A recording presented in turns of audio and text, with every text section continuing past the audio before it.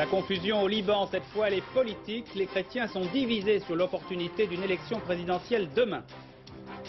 Démission en chaîne en RDA, dont celle du maire de Leipzig. Les réfugiés continuent d'affluer, ils sont plus de 4000 à Prague. Je n'ai pas peur de la réunification de l'Allemagne, c'est ce qu'a dit le président Mitterrand à l'issue de sa rencontre avec le chancelier Kohl. Edberg et Becker, ce sont les deux premiers qualifiés pour les demi-finales de l'Open de Paris. Nous irons à Bercy tout à l'heure, en direct. Bonsoir. L'imbroglio, j'y arriverai, au Liban. À Beyrouth, le calme est revenu depuis quelques semaines, mais les problèmes n'en sont pas réglés pour autant. C'est la situation politique qui paraît maintenant inextricable, puisque les chrétiens se déchirent entre eux. À la veille d'une élection présidentielle qui paraît bien compromise, de nombreux députés n'osent même pas rentrer au Liban. Alors je résume cette situation extravagante. 1. Ces députés sont à l'étranger, notamment en France. Ils n'ont pas encore décidé s'ils allaient rentrer à Beyrouth pour participer à l'élection du nouveau président. 2. Le général Aoun, le leader chrétien, est en complet désaccord avec eux. Il veut justement que les députés boycottent le scrutin. Et puis 3. Plusieurs attentats ont eu lieu contre 3 députés du clan chrétien cet après-midi à Beyrouth. Jérôme Bonny. Offensive bien ciblée du général Aoun, chef du gouvernement chrétien au Liban. Son objectif, interrompre un processus qui aboutirait à l'élection d'un président libanais, mais selon lui, sans aucune garantie extérieure pour la souveraineté du Liban.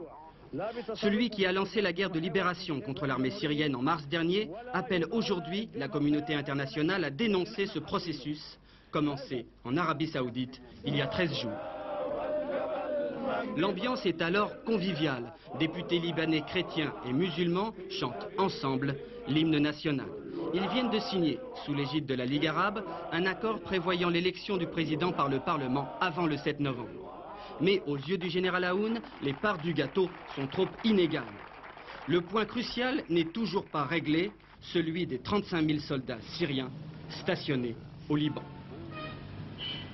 De plus, cette élection présidentielle risque d'écarter de la scène politique libanaise le général en lui substituant une autorité civile. La clé est aujourd'hui entre les mains des députés chrétiens. Leur présence demain au Parlement libanais est indispensable pour que le quorum nécessaire à l'élection présidentielle soit atteint. Mais ils ne sont toujours pas à Beyrouth, où ils redoutent à la fois l'insécurité et la colère du général. Effectivement, ces députés sont en France, tout près d'ici, à Paris. Ils se sont réunis. Alors Bruno Ledrev, vous êtes sur place. Qu'est-ce qu'ils ont décidé, ces députés? Eh bien, pour l'instant, Hervé, ils n'ont rien décidé puisqu'ils sont toujours en réunion dans un salon de l'hôtel où je me trouve actuellement. Ils sont 24 assis autour de cette table depuis un peu plus d'une heure, en majorité des chrétiens, des maronites, accompagnés de 5 musulmans. Ici se trouve par ailleurs fort probablement le futur président de la République libanaise, si les élections ont bien lieu. La constitution du pays prévoit en effet que son président doit appartenir à la communauté maronite. Peu de temps avant cette réunion, les députés ont appris que des bombes avaient explosé devant les maisons de 3 d'entre eux, dans la partie chrétienne de Beyrouth. Des attentats qui ne mettent cependant pas en cause la volonté de ces députés de rejoindre Beyrouth au plus vite. Vous allez Il faut prendre la décision quand on quitte pour Beyrouth. Peut-être ce soir, peut-être demain. Mais soyez sûrs et certains, avant le 6, ou plutôt la journée de 6, c'est le maximum, il faut élire un président. Et vous pensez que l'élection d'un président de la République au Liban va faire progresser la paix? Sûrement, surtout après la formation du gouvernement national. Aujourd'hui, il est possible de se parler entre les différentes parties. Bien sûr, après les réunions de Taïf, on a eu cette possibilité. Il faut la continuer à tout prix pour unir le Liban et le monde entier, et les pays arabes. Et les Libanais eux-mêmes demandent impatiemment d'unir le Liban et en finir. Alors il faut également savoir que la plupart des autres députés libanais se trouvent déjà à Beyrouth.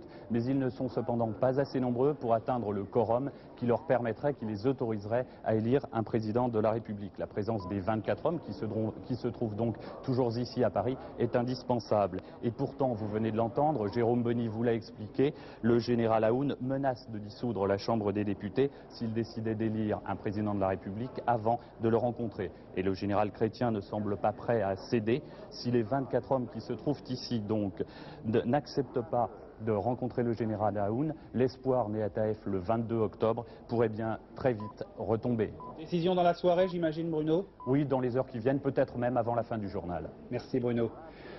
L'Allemagne de l'Est semble vivre maintenant une accélération de son histoire. Demain, une grande manifestation doit avoir lieu à Berlin-Est en faveur de la liberté de la presse et du droit de rassemblement. On attend des centaines de milliers de personnes. Ce vendredi, le maire de Leipzig, où avaient eu lieu les manifestations les plus importantes, eh bien, le maire de Leipzig a démissionné. Et puis enfin, pendant le même temps, l'afflux des réfugiés continue à l'ambassade d'Allemagne de l'Ouest à Prague. Ils sont maintenant plus de 4000. Corinne Pertuis. La télévision est-allemande joue la transparence. Pour la première fois, hier soir, un long magazine d'information a été consacré à l'exode des compatriotes de RDA vers l'ouest. Posté à la frontière entre la Tchécoslovaquie et l'Autriche, le journaliste s'est appliqué à compter le nombre des Est-Allemands passant à l'ouest. Ils ont été 34 en l'espace de 3 heures, dit-il. Il souligne qu'il a eu du mal à faire des interviews. La moitié refusait de parler, ils avaient peur. Nous sommes partis car nous voulons plus d'argent, plus de liberté et un meilleur appartement. Et s'il y a des réformes, vous reviendrez? Oh oui, mais il faudrait vraiment qu'il y ait beaucoup de changements. En attendant, l'ambassade de RFA à Prague est à nouveau assaillie et tous les moyens sont bons pour y entrer. Ils étaient 3500 ce matin, ils sont un peu plus de 4000 ce soir à y trouver refuge. Des tentes, de la nourriture, des médicaments ont été fournis par la Croix-Rouge. Les autorités ouest-allemandes ont même été obligées de demander de l'aide au gouvernement tchécoslovaque.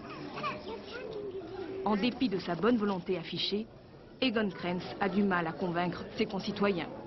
Oui, de tout cela, François Mitterrand et Helmut Kohl en ont parlé à Bonn au cours du 54e sommet franco-allemand. Le thème général, c'est qu'il faut renforcer la construction européenne pour aider les changements à l'Est. Une phrase importante de François Mitterrand à l'issue du sommet, « Je n'ai pas peur, dit-il, de la réunification de l'Allemagne ».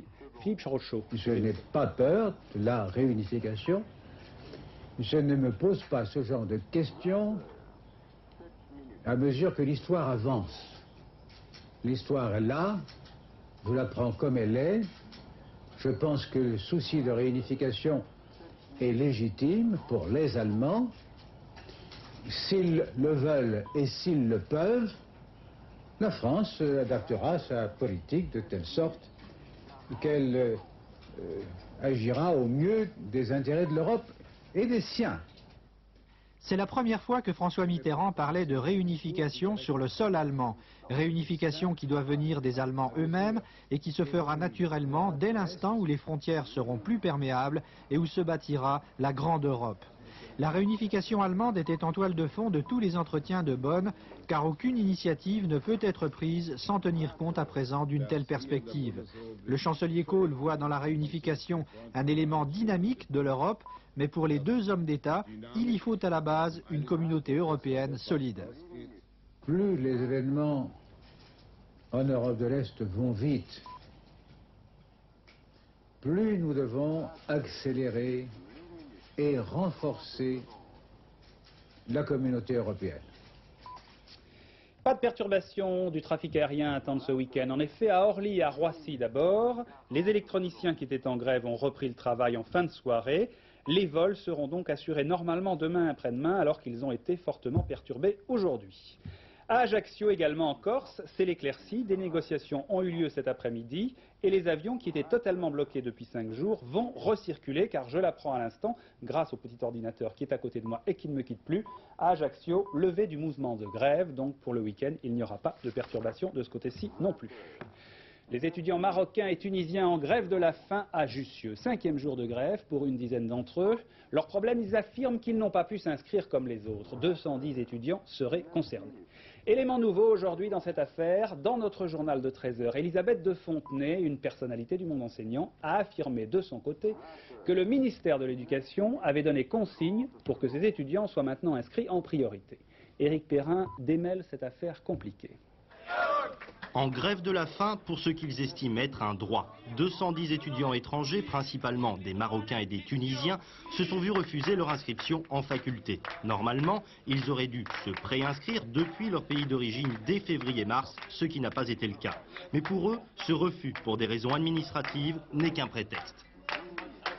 Michel Aoun, c'est une politique française menée envers les pays maghrébins d'arrêter l'immigration parce qu'ils considèrent même suivi les études ici, c'est de l'immigration, mais il y a des conventions entre le Maroc. Et pourquoi on voit des Chinois et des Libanais qui viennent ici pour s'inscrire sans condition? Certains étudiants étrangers dans le même cas ont en effet été inscrits. Selon une circulaire du ministère de l'Éducation, ces mesures exceptionnelles ne concernent que des cas précis. Uniquement, dans le cas actuel, vis-à-vis des étudiants libanais qui n'ont pu suivre les épreuves de baccalauréat en 89, et les étudiants chinois, parce que nous connaissons tous les événements qui se sont déroulés dans ce pays. Les étudiants qui sont actuellement en grève de la faim ne seront donc pas concernés par ces circulaires? Ils ne sont pas concernés par ces circulaires et néanmoins les présidents d'université d'Île-de-France, je le répète, dans un souci d'ouverture, ont admis que 83 dossiers pouvaient être jugés recevables selon les critères pédagogiques et administratifs en cours. La direction de Paris 7 fait également valoir que près de 1500 étudiants français et étrangers ayant rempli toutes les conditions nécessaires n'ont pu être inscrits par manque de place. La crise à l'ACP, l'agence centrale de presse, que son patron, Robert Maxwell, a décidé de fermer purement et simplement. Les syndicats ont rencontré aujourd'hui Catherine Tasca, le ministre de la Communication. Écoutez. Le gouvernement ne veut pas se substituer aux partis intéressés.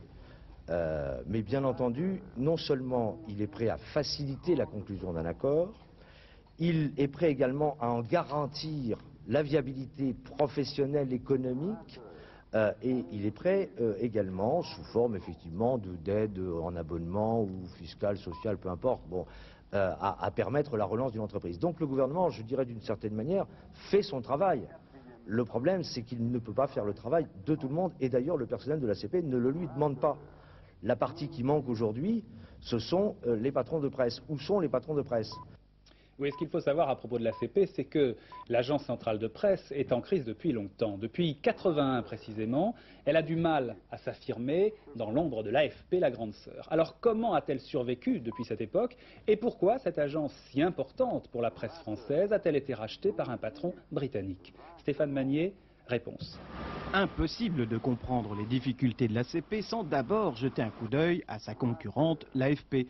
Un bel immeuble face à la Bourse de Paris, près de 2000 salariés, plus de 500 millions de francs de budget, des représentants dans 129 pays, bref, l'une des 3 plus grandes agences de presse du monde. Un seul regard à la façade de l'ACP et l'on a compris qu'on ne joue pas dans la même catégorie. 10 fois moins d'argent, 20 fois moins de personnel, cela veut dire qu'il est impossible à l'ACP d'offrir des services aussi complets que ceux de sa sœur ennemie. Depuis sa création en 1951, l'ACP a donc toujours cherché à être complémentaire ou différente ou d'une concurrence limitée. Cela a marché jusqu'en 1981, mais depuis les clients veulent plus, ils se sont fait trop rares pour équilibrer les comptes. De toute façon, vu sa formule, la question est de savoir si l'ACP peut un jour rapporter de l'argent. Gagner de l'argent au sens où tout le monde l'entend, c'est-à-dire beaucoup par rapport à des investissements, non. Dominer une source d'information de temps réel confère un autre pouvoir, donne un autre moyen de levier sur tous les milieux et dans tous les domaines qu'une autre société qui, par ailleurs, gagnerait beaucoup plus d'argent. Robert Maxwell aime fréquenter les grands du monde, avec parfois les tenues les plus extravagantes, comme ici au sommet de Paris. Est-ce pour cela qu'il a racheté l'ACP? Elle ne représente qu'un demi% de son empire, évalué à près de 15 milliards de francs. Pour vous donner une idée, les éditions Berlitz n'en sont qu'un des nombreux petits départements. Robert Maxwell a toujours rêvé de s'implanter en France. Il possède 12% du capital de TF1, mais n'a pas le droit de se mêler de sa gestion. Il a tenté de lancer un journal européen basé à Paris qui végète dans un fond de cours. Bref, cet homme qui se veut d'une stature de légende ne brille guère en France, à preuve, l'ACP. Au fond, elle est un peu devenue la boîte de conserve dans laquelle on tape quand on a raté son coup. La pollution va-t-elle détruire un jour jusqu'au berceau de notre civilisation? Ne croyez pas que j'exagère, Car voici deux exemples. Et le premier, c'est justement à Athènes. La capitale grecque, la ville de Périclès, était si polluée ces jours derniers que le gouvernement a été obligé de fermer les écoles. Depuis des années, Athènes est victime du néphos, un nuage toxique qui vient des industries et qui se bloque contre les collines et sur les colonnes du Parthénon. Agnès Poirier. Les Grecs l'appellent le néphos, le brouillard, le nuage toxique, la pollution. Hier matin, au-dessus d'Athènes, il a atteint un niveau record, 631 microgrammes de dioxyde de soufre par mètre cube. Le seuil d'alerte est à 200. Toutes les écoles ont été fermées et 15 personnes hospitalisées pour insuffisance cardiaque et respiratoire. Principale cause de la pollution, la circulation automobile. Le gouvernement a donc pris des mesures exceptionnelles depuis hier et jusqu'à ce soir. Aucun particulier n'est autorisé à prendre sa voiture. Seule la moitié des taxis et les autobus peuvent circuler. Mise en cause également les industries. Elles vont devoir limiter de moitié leur consommation en carburant. Sous ce nuage de dioxyde d'azote, de monoxyde de carbone et d'ozone vivent 4 millions de personnes. Deuxième exemple, et cette fois c'est dans un pays tout neuf, c'est le Canada. Depuis des années, le Canada est l'un des pays les plus en pointe dans la lutte contre la pollution. Et pour cause, les fumées toxiques des usines américaines se transforment en pluies acides qui viennent s'abattre sur les forêts canadiennes. L'érable, l'arbre symbole, en perd toutes ses feuilles. Christophe Marté, Pierre Moscovitch, reportage. Nous sommes dans la Beauce, à 80 km de Québec, la région d'exploitation de la forêt d'érable. Benoît Drouin entretient 3000 arbres dont il extrait le fameux sirop. Tant bien que mal, car depuis 5 ans sa forêt dépérit, attaquée par les pluies acides. Monsieur, qu'est-ce qu'il a cet érable? C'est un arbre comme fouillé, là.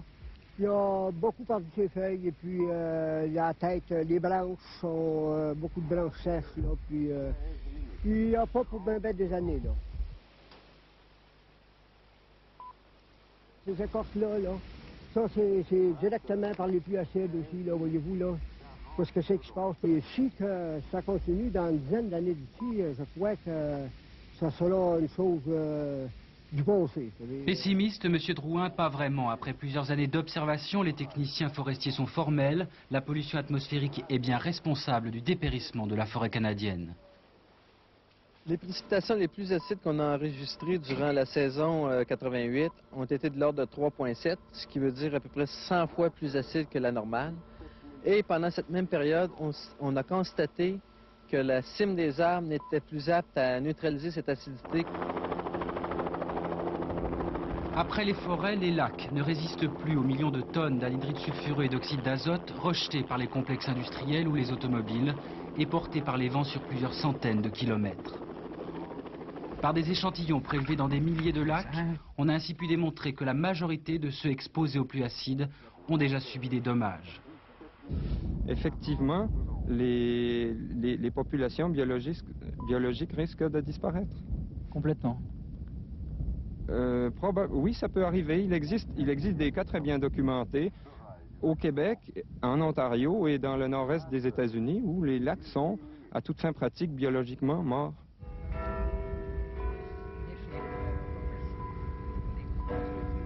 Plus rien n'est à l'abri, pas même le Parlement d'Ottawa.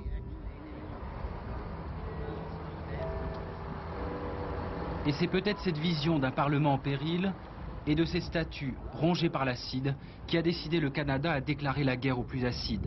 Le programme est ambitieux, réduction de moitié des émissions de polluants d'ici 1994 et cher, 120 francs par an et par Canadien. L'homme a changé l'équilibre fondamental de la nature, et cela va rarement dans le bon sens. On ne connaît pas encore tous les effets des pluies acides, mais on sait déjà qu'ils seront négatifs. En lançant son programme, le Canada espère renverser la vapeur et sauver son emblème, la feuille d'érable. Mais il cherche surtout à convaincre les États-Unis, responsables de la moitié de la pollution atmosphérique au Canada, à faire de même. Avant de refaire un tour complet de l'actualité, à propos des pays de l'Est, cette information, la Bulgarie bouge à son tour. Plusieurs milliers de manifestants dans les rues de Sofia cet après-midi, ils étaient plus de 4000 ou 5000 même. C'est la première manifestation non officielle autorisée en Bulgarie depuis 1944. Voyons maintenant d'autres informations de ce vendredi. Les étapes du jour, Bogota, Manille, Paris et Nice. Louis Carzou. Nouvelle série d'attentats en Colombie, 4 morts la nuit dernière à Bogota. Cette violence quotidienne est à l'origine du nouveau blocage de la justice colombienne. Les magistrats ont décidé aujourd'hui de se mettre en grève pour protester contre l'insuffisance des moyens de protection.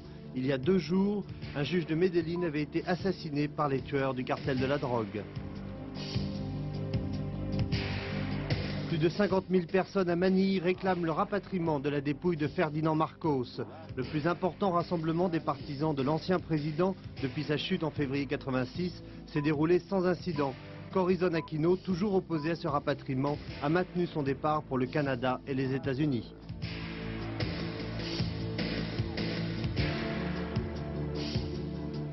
Valéry Giscard d'Estaing démissionne de son mandat de député. L'ancien président de la République a préféré sa région et l'Europe pour respecter la loi sur le cumul des mandats. Il reste député à Strasbourg et président du conseil régional d'Auvergne. Perquisition de la police judiciaire au domicile de fonction du maire de Nice, Jacques Médecin. Cette enquête intervient à la suite d'une plainte pour délit d'ingérence déposée par le responsable socialiste de la région. Selon ce dernier, Jacques Médecin posséderait un magazine financé à 80% par des subventions municipales. Fin de semaine calme à la bourse à Paris où l'indice CAC 40 affichait une légère baisse, moins 0,69%. Même tendance pour la devise américaine à 6 francs 24,90 au cours officiel. Et j'ajoute ceci à Reims, au palais de justice. Un forcené a tiré sur 2 policiers, soi-disant victimes d'une agression. Il a fait scandale au palais de justice. Il a blessé l'agent Escotte et l'agent Perpète, 2 policiers qui étaient venus l'arrêter. Heureusement, les 2 hommes ne sont pas dans un état grave. Le forcené a finalement été maîtrisé. Le tennis, c'est l'Open de Paris. Ce sont les quarts de finale. Il y a donc 4 quarts de finale qui se jouent tous aujourd'hui. Cet après-midi, il y en avait déjà plusieurs. Et tous les ténors sont en piste. Il n'y a pas eu de surprise. Je crois les meilleurs ont gagné. Alors tout de suite, on va retrouver Daniel Casal qui est à Bercy. Mon cher Daniel, est-ce que le match Krickstein-Gilbert a commencé? Oui, même il est très avancé puisqu'on en est à 1-7 partout, 5 jeux à 3. Et en faveur de Krickstein que vous voyez là, et c'est Gilbert qui est au service, il mène 30 points à 15. Alors, Krickstein ici au premier plan est 7e joueur mondial, il a gagné 3 tournois cette année. Oui, il est 8e, et Gilbert, lui, est 7e mondial et il a gagné 5 tournois. Voilà Krickstein qui est dans le face-à-face entre lui-même et son adversaire, a gagné 3 fois et a perdu 2 fois. Vous voyez que c'est très serré entre les deux. Que ça fait 5 jeux à 3 dans le dernier set pour Krickstein au premier plan. Krickstein qui a l'air, semble-t-il, d'avoir réussi un bon passing. Je pense qu'on est à 30 partout. Alors, 40-30. Si vous voulez, Daniel, ce que je vous propose, c'est qu'on voit peut-être les résultats de cet après-midi. Je vous propose de revenir à ce qui s'est passé cet après-midi, notamment à Becker et à Edberg. Alors, si nous pouvons avoir cette image... On va la voir tout de suite, Daniel. D'accord, alors que... Voilà. Alors, Boris Becker a eu bien du mal face à ce jeune Australien, Wally Mazur, qui est 66e mondial, qui est sorti des qualifications et qui a pris le premier set au tie-break et qui a poussé Boris Becker au 3-7. Becker s'en sortant au 3e set, au tie-break également. Et 1-7 partout, beaucoup de vivacité chez Wally Mazur, qui est un joueur de volley. Mazur et Becker se sont rencontrés jusqu'à maintenant une seule fois et Mazur a gagné, c'était en Australie, sur le gazon australien. Et là, Becker a été obligé d'employer les grands moyens pour finir par gagner 8-6 au tie-break du dernier set. Quant à Stefan Edberg, face à Lazek, qui est actuellement au service, eh bien, Edberg a connu des difficultés car le Suisse a bien commencé, au point de mener 4 jeux à 2, après quoi son jeu s'est effrité. Et Edberg s'est imposé sans grand problème par 6-4, 6-3. Edberg rencontrera le vainqueur de Gilbert contre Krickstein. Alors, Daniel, on peut revenir un instant sur le match de Noah. On revient à Yannick Noah. C'était très tard dans la nuit. Yannick Noah, il a fini à 1h30 du matin. C'est la star du tennis. Il est super spectaculaire sur le court et il s'est battu comme un lion contre justement Brad Gilbert, le 7e joueur mondial. Mais Gilbert n'a pas le look de Noah. Et ce n'est pas une superstar, mais c'est un joueur d'une précision diabolique, d'une vélocité, d'un coup d'œil fantastique. Alors en un mot, Daniel, où est-ce qu'on en est dans l'autre match? Alors attendez, là je vois que c'est un point de Gilbert, mais je n'ai pas pu suivre exactement. On en était à 5-3 pour Kriegstein. C'est toujours Gilbert qui sert, oui, alors on n'a pas dû boucher. C'est toujours Gilbert qui sert et on doit être à 40 partout, je pense. Alors, merci Daniel, j'espère qu'on pourra donner le résultat avant la fin du journal. Merci Daniel. Automobile tout de suite avec la bagarre Prost-Senna en Formule 1 pour le dernier Grand Prix de la saison. Alain Prost, vous allez le voir, a réalisé le meilleur temps. J'espère qu'on va voir les images. Allons-y. Les images, oui voilà, Alain Prost et Senna qui ont se bagarré dans la première séance d'essai, donc c'est Prost qui a réalisé le meilleur temps devant Senna à quelques centièmes. La bagarre, vous allez le voir, a commencé dès les premiers essais, une séance qui a été marquée par de nombreux accidents, dont celui-ci que vous allez voir aussitôt après. Regardez, la caméra était à bord de la voiture de Warwick qui est rentrée dans le mur, carrément. Aïe aïe aïe. Voilà, c'était la première séance d'essai qualificative à Adélaïde pour le dernier Grand Prix de la saison, c'est en Australie. Et puis le rugby, Australie encore, car c'est demain après-midi sur Antenne 2 et accessoirement à Strasbourg tout de même, là c'est là où se joue le match. C'est le premier test match de la tournée des Wallabies, c'est-à-dire l'équipe d'Australie.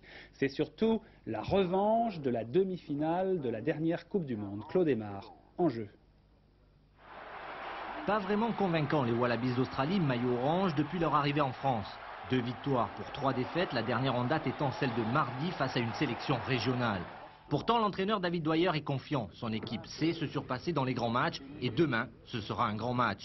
Même si l'équipe est en pleine transformation avec 4 joueurs qui feront leur début dans ce premier test match et seulement 3 anciens, Farr Jones, Lirag et Campese. 3 anciens qui avaient perdu contre la France la fameuse demi-finale de la Coupe du Monde 87. C'était à Sydney.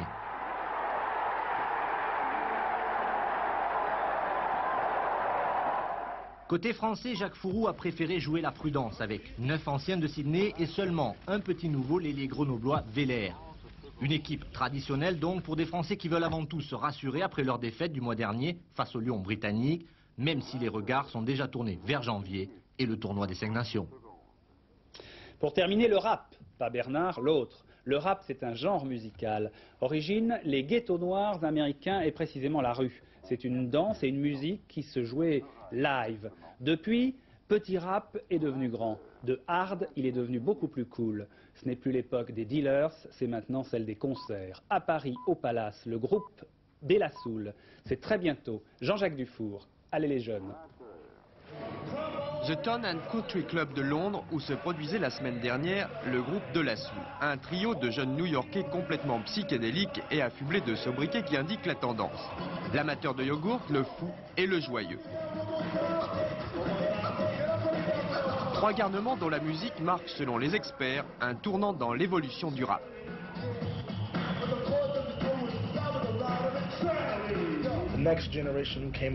Aujourd'hui, on est beaucoup plus exigeant en ce qui concerne la musicalité.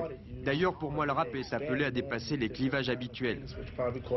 Désormais, c'est une musique qui appartient à tout le monde. Une musique qui, rappelons-le à ceux qui en seraient encore au temps du tango, repose sur la méthode dite du sampling. What is this?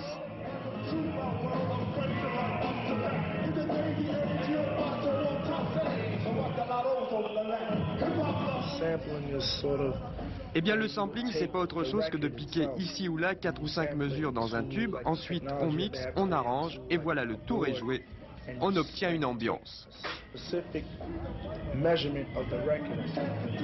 Tout cela, De La Soul le fait bien avec en prime humour et loufoquerie, histoire de détendre l'atmosphère parce que chez eux, comme le montre le film de Spike Lee, Do the Right Thing, l'ambiance est plutôt tendue. You almost knocked me down, man. The word is excuse me. Excuse me, I'm sorry. Not only just knocked me down, you stepped on my brand new white Air Jordans that I just bought. And that's all you can say is excuse me. Are you serious? Nous pensons qu'il faut expliquer les dangers de la violence, des rapports conflictuels. D'autant qu'en ce qui nous concerne, l'aspect méchant look, ce n'est vraiment pas notre truc.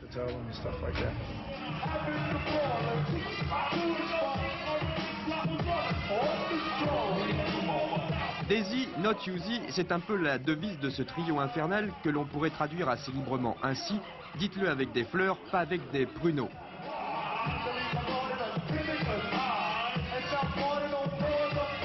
Le rap boom oui, le crack non.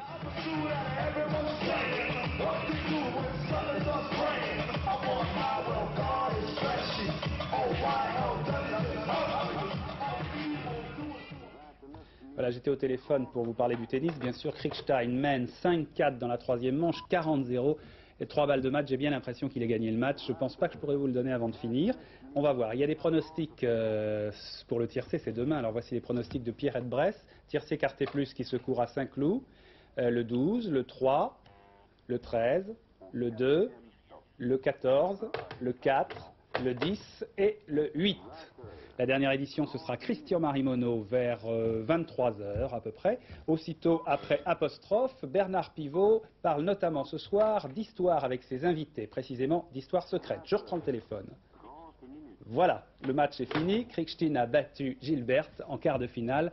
Donc il est le 3e qualifié après Edberg et Becker pour les demi-finales de l'Open de Paris. Voilà, pour le week-end, comme d'habitude, eh bien, vous retrouverez pour les informations Daniel Bilalian pour le 13h et le 20h, Betty Duro et Philippe Gassot. Bonne soirée, bon week-end.